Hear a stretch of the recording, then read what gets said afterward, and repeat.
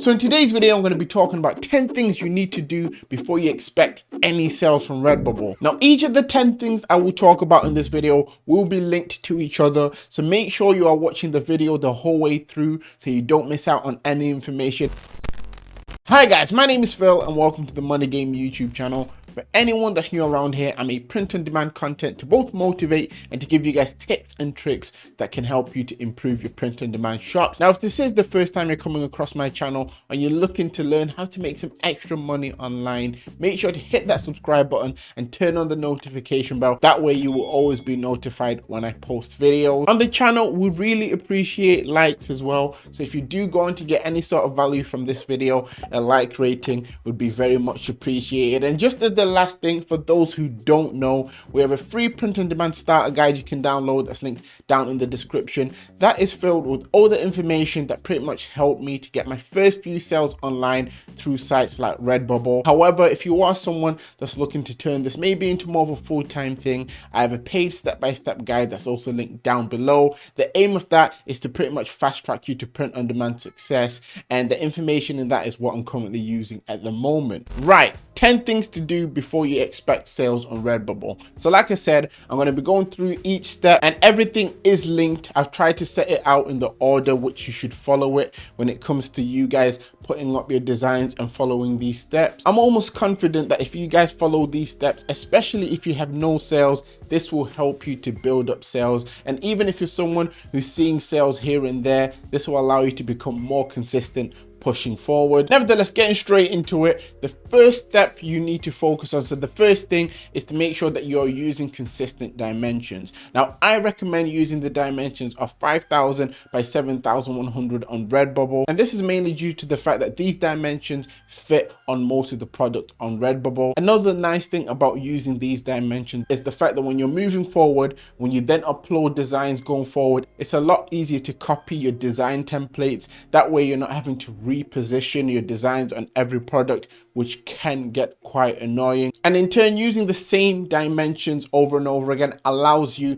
to upload up to 95% faster when it comes to Redbubble. So this is something I definitely recommend, because at the end of the day, time is money. The second thing we have here is using effective keywords in your titles. Now, when you first jump on Redbubble, and let's say you've just uploaded your designs, the next thing you're going to be looking at is your title. Now, I've thrown together a little example there of a title that has keywords. So we have proud Labrador mom dash cute dog mom. Now, Labrador is a keyword, mom's a keyword, cute is a keyword, and dog is a keyword. So this is an example of a title that is packed with keywords. So whatever niches you're looking to go into, you need to make sure that you're making the best use of different keywords to throw into your title. And sometimes it's also really good to mix and match niches in your titles as well. As you notice, it will allow you to gain traction from different audiences, which is something that can definitely help you to get sales faster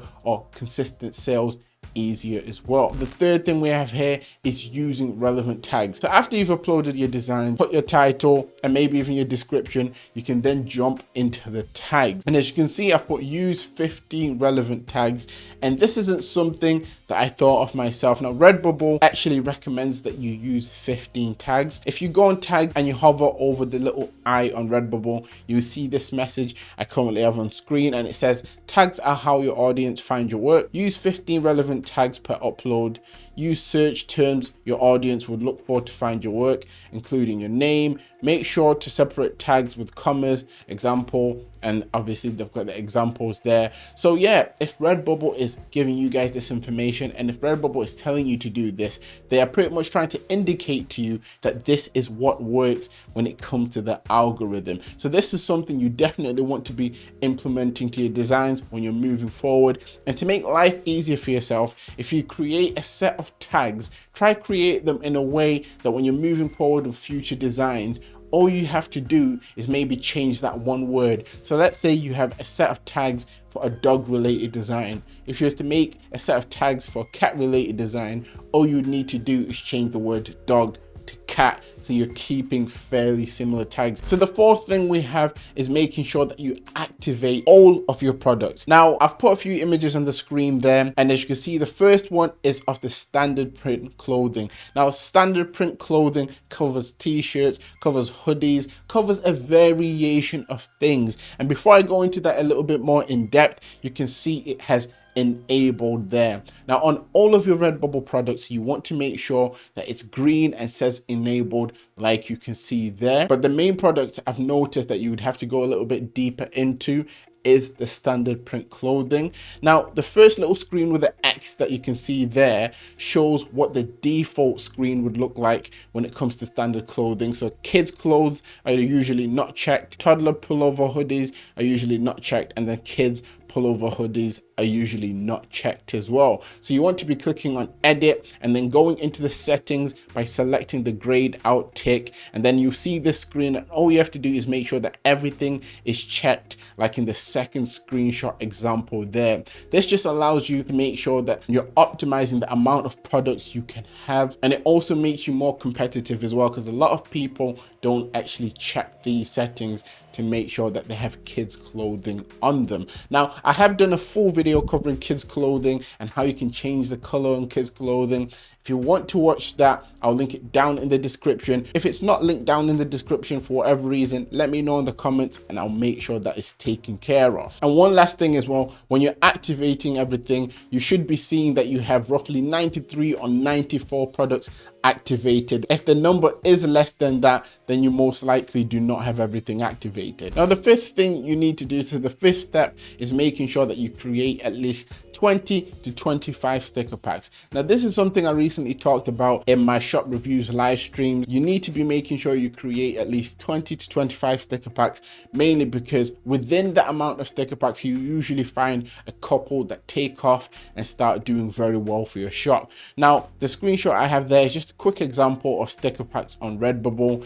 Now, these sticker packs are not sticker packs I'm saying you guys should copy. Obviously, find your own niches and create sticker packs. Some of these sticker packs as well probably not been designed correctly as they're attached. You always want to make sure that you have good spacing when it comes to sticker packs. Once again, I've made a full video talking about sticker packs and spacing, and I'll link that down in the description for you guys. But yes, sticker packs are very powerful. They give you a competitive advantage over people that don't use sticker packs in your niches, and at the end of the day, you can end up getting sales a lot quicker than the average person would if you use sticker packs. And this is something that can definitely boost your shop in the right direction. Moving us on with the sixth thing, we have creating at least 20 to 25 greetings cards. So I've just put cards for short there, but on Redbubble they show up as greetings cards. Now, the power of greetings cards is the fact that you can cover things like different holidays, whether it be Christmas, whether it be things like Thanksgiving, but one thing that's all year round is birthdays. So you can make birthday cards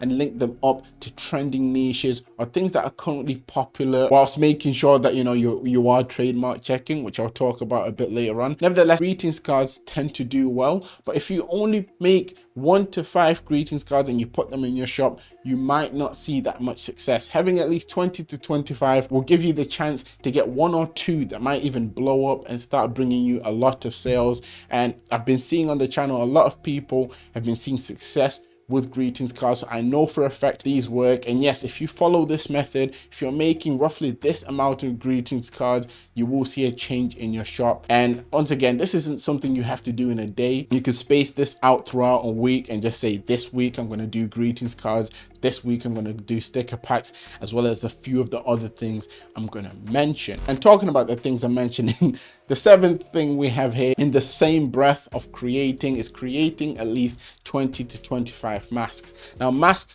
have been selling consistently well recently, and it's something you guys should definitely jump into the market of if you haven't already. Now, once again, the picture you can see there, it's just a screenshot of the masks that show up on the first page of Redbubble. Now, when you do your research into trending niches or smaller niches you can jump into, masks, as I've been noticing, give you a boost and allow you to get sales quicker. People usually like masks of things that are usually funny quotes. So it could be something like "stay away from me," "stay 6 feet away from me," or it could even just be a smiley face or some type of face or facial feature. So yeah, when you work with masks, you can be really creative, but once again, within 20 to 25 masks, you will usually see one or even a couple of masks that take off and do very well. Eighth thing we have is creating at least 20 to 25 baby/kids clothing designs. So when I talk about this, I mean designs that will work well with kids clothing.